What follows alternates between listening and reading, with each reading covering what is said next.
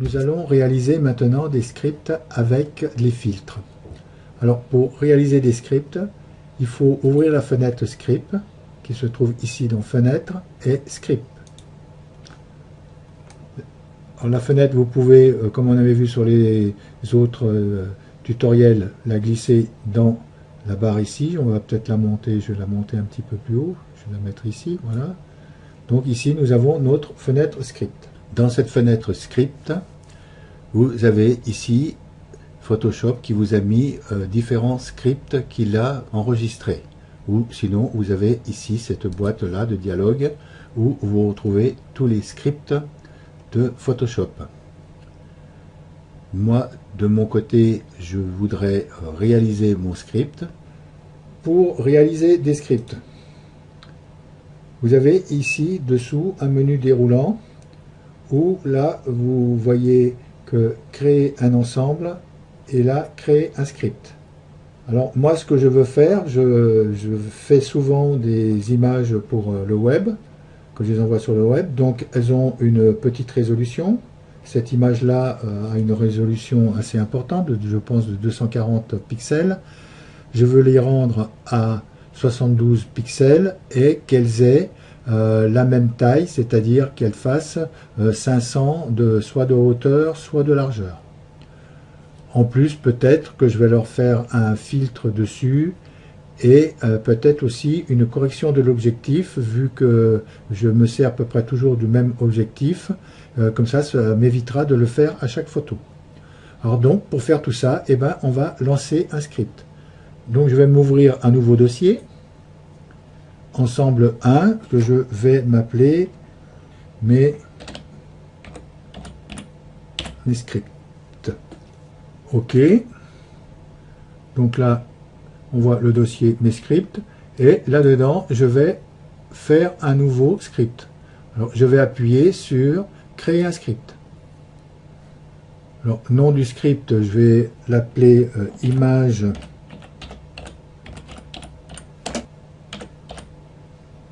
pour le web.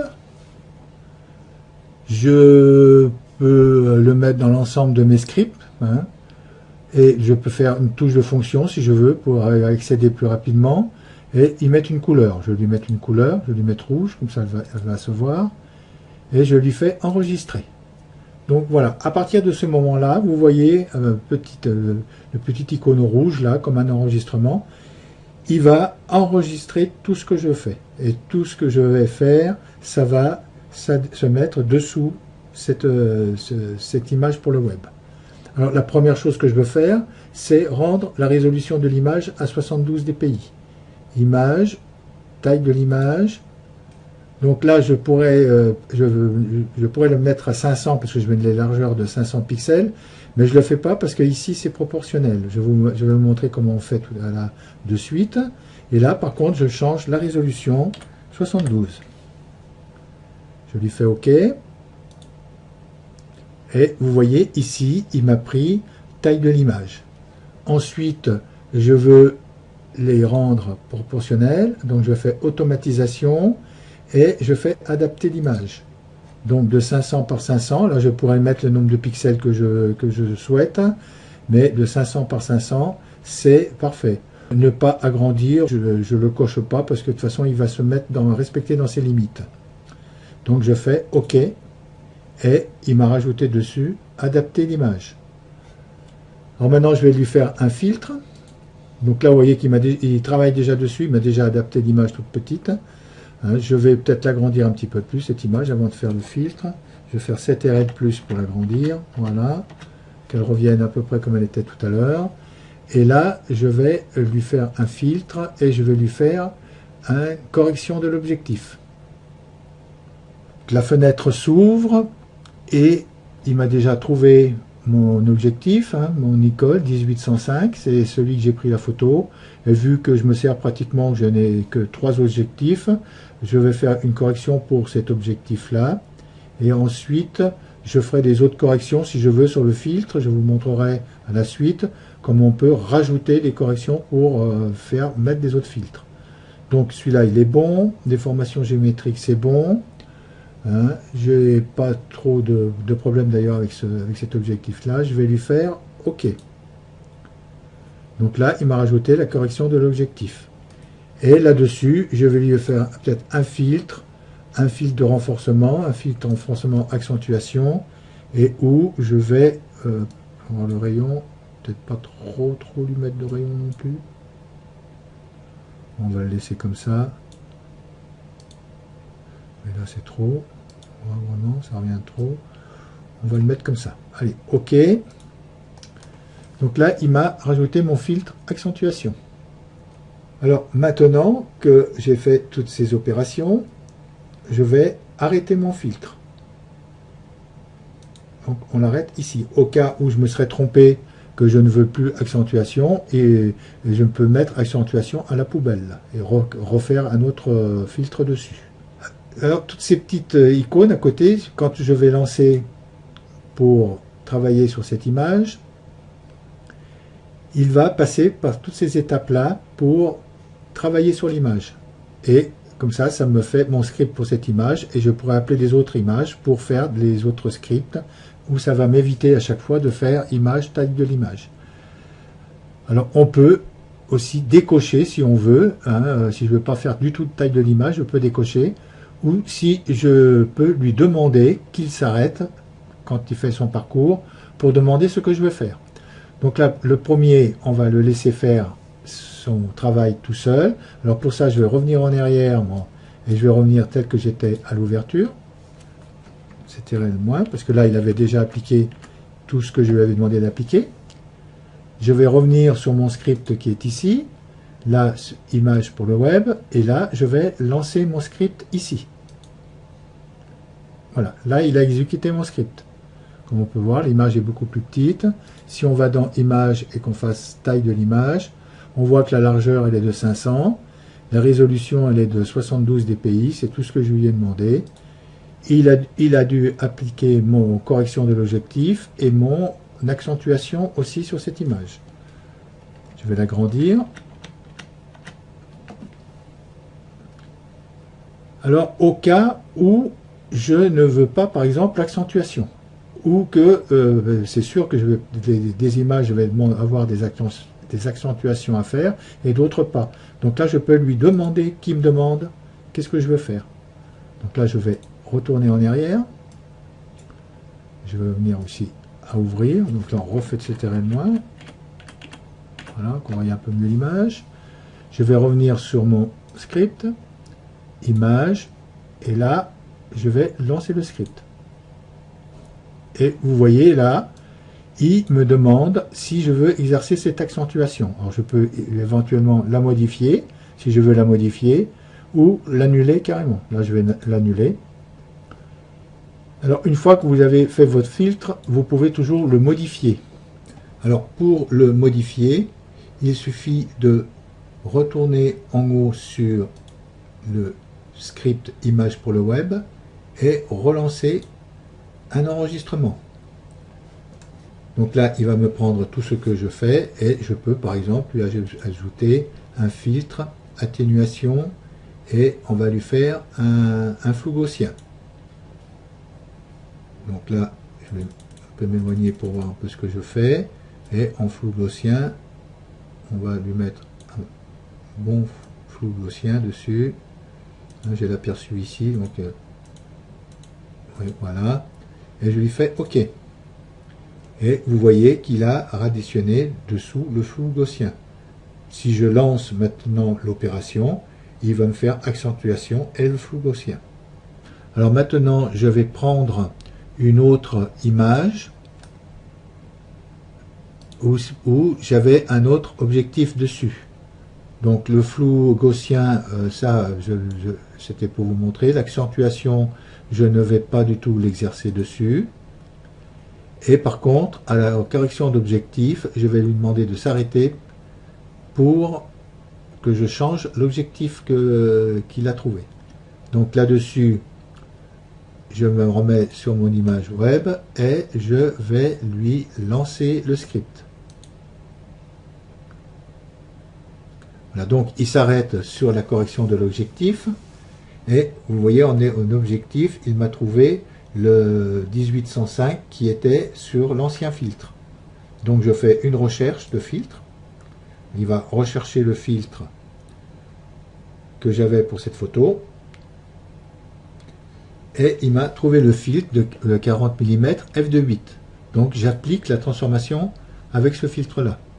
Bon, on verra dans les prochains tutoriels, on peut encore régler, affiner un peu le réglage de l'objectif, ici, sur ce filtre. Et je l'applique comme il est, alors du moins je vais regarder. Vous voyez déjà quand je clique sur le Nikon, là sur le 1805 et sur l'autre, ça change totalement. Et bien maintenant que nous avons créé notre script, moi mon but c'est d'enregistrer plusieurs images. Alors pour ça il me manque deux opérations, l'opération d'enregistrement des images et la fermeture des images. Donc je vais relancer après accentuation, là je relance l'enregistrement et à partir de ce moment tout ce que je fais va être enregistré. Donc je vais demander d'enregistrer ce fichier, donc je fais fichier, enregistrer sous. Alors dans l'enregistrement, je n'enregistre jamais dans le même dossier, parce que premièrement déjà il va vous demander de changer le nom de tous les fichiers, et si un enregistrement se passe mal ou quoi que ce soit, votre photo est perdue. Donc moi je fais toujours un enregistrement dans un autre dossier. Donc pour ça j'ai créé un dossier et que j'ai appelé script. Donc il va venir s'enregistrer ici dans script. Et ensuite je fais enregistrer. Alors question option d'enregistrement. Moi c'est pour une diffusion sur le web. Donc il faut que je compresse un tout petit peu ces fichiers. Alors généralement je les laisse entre 8 et 9.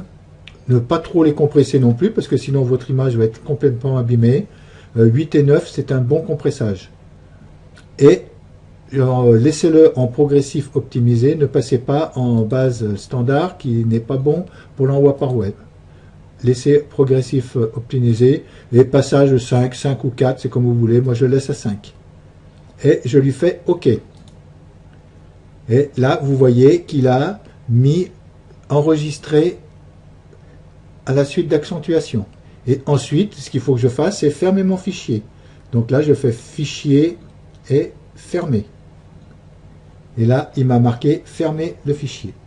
Donc là, j'ai mon script qui est complet. Je vais arrêter ici le script. Alors là-dessus, il y a deux opérations que je ne vais pas faire. C'est l'accentuation, parce qu'il n'y a pas un dossier qui est exactement pareil que l'autre.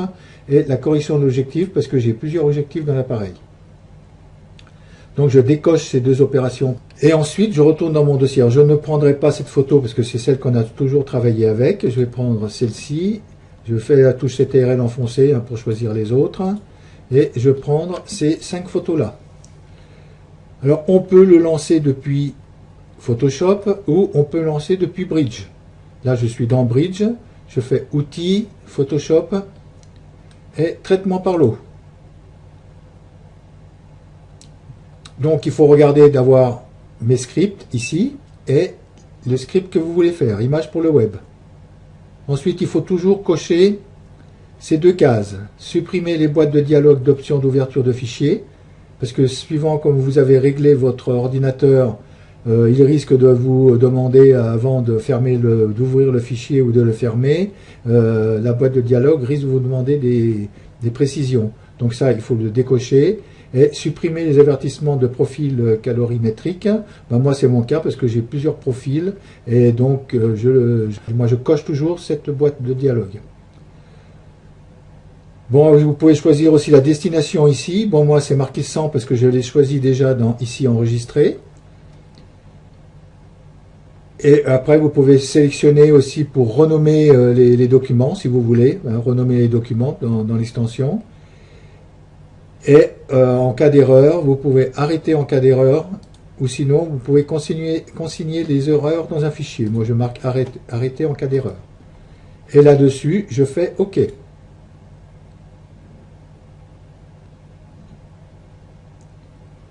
et il m'enregistre mes fichiers. Voilà. Alors là, je vais retourner dans Bridge. Je vais ressortir d'ici et je vais aller dans Script. Et il m'a mis tous mes fichiers ici dans Script où ils sont à 72 dpi et à 500. On peut cliquer les uns sur les autres. Ah ben j'ai pris aussi celui de copie sans le faire exprès. Bon, il en a pris deux. C'est pas grave. Moi, celui-ci était déjà avant. Ah non, celui-ci est en 240. Donc celui-là devait être déjà avant dans le dossier. Je vais faire supprimer. Oui. Voilà. Donc là, il est en 72. Et vous voyez, ils sont tous en 72. Et ben voilà qui clôture toute cette série sur les scripts. C'est quand même assez important de connaître le fonctionnement des scripts, parce que vous voyez, pour envoyer des images par mail, ben, c'est pratique de pouvoir enregistrer plusieurs images en même temps sans passer chaque fois image, taille de l'image et enregistrer à chaque fois. Et je vous dis à bientôt pour la suite de ces filtres sur Photoshop.